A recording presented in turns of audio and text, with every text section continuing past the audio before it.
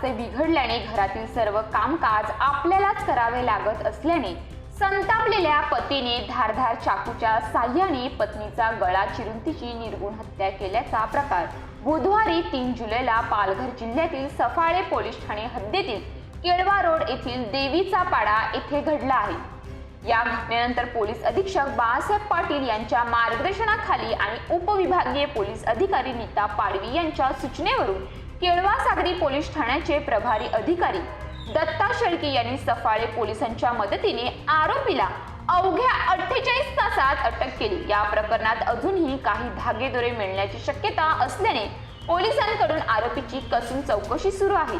29 वर्षीय सुमन बुद्धिराम कनोजिया राहणार देवीचा पाडा केळवा रोड मूळच्या त्या उत्तर प्रदेश येथील। सुमन आणि तिचा पती बुद्धिराम कनोजिया हे दाम्पत्य गेल्या अनेक वर्षापासून केळवा भागात भाडे तत्वावर राहत होते। सुमनचे मानसिक स्वास्थ्य ठीक नसल्याने घरातील कामकाज तिच्याकडून वेळेत होत नसल्याने त्याचा सर्व भार बुद्धिराम याच्यावर पडत होता। दिवसेंदिवस घरगुती कामाचा व्याप आपल्यावर पडत असल्याने आणि मुळातच व्यसनी असणाऱ्या बुद्धिराम याने संतापलेल्या अवस्थेत बुधवारी 3 जुलैला संध्याकाळी 7 वाजण्याच्या सुमारास सुमनचा धारधार चाकूने गळा चिरून हत्या केली।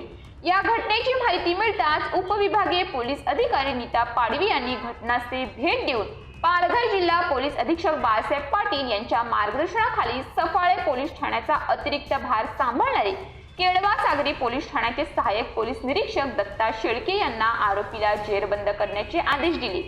या आदेशाची अंमलबजावणी करून अवघ्या 48 तासात आरोपी बुद्धिराम कनोजिया याला अटक केली। या कारवाईत सपोनी दत्ता शेळके यांच्यासह सफाळे पोलीस ठाण्याच्या महिला पोलीस उपनिरीक्षक प्राजक्ता पाटील तसेच इतर पोलिसांनी आरोपीला पकडण्यात विशेष कामगिरी बजावली। सध्या या प्रकरणाचा अधिक तपास सफाळे पोलीस ठाण्याचे पोलीस निरीक्षक अविनाश मांदळे करीत आहेत।